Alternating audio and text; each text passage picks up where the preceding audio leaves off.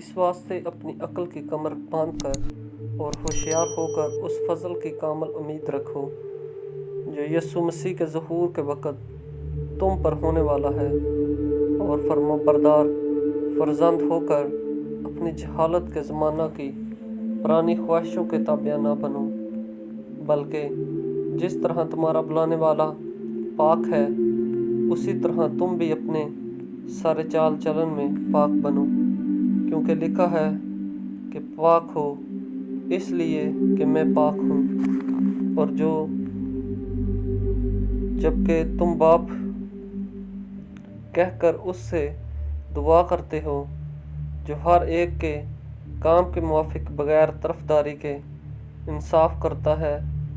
تو اپنی مسافرت کا زمانہ خوف کے ساتھ گزارو، کیونکہ تم جانتے ہو کہ تمہارا نکما چال چلن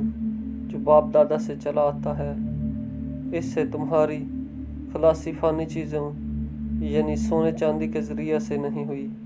بلکہ ایک بے عیب اور بے داغ برے یعنی مسیح کے بیش قیمت خون سے۔ اس کا علم تو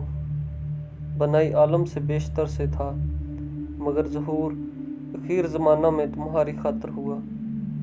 کہ اس کے وسیلہ سے خدا پر ایمان لائے ہو، جس نے اس کو مردوں میں سے جلایا اور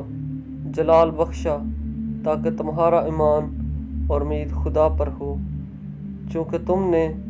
حق کی تابع داری سے اپنے دلوں کو پاک کیا، جس سے بھائیوں کی بے ریا محبت پیدا ہوئی۔ اس لیے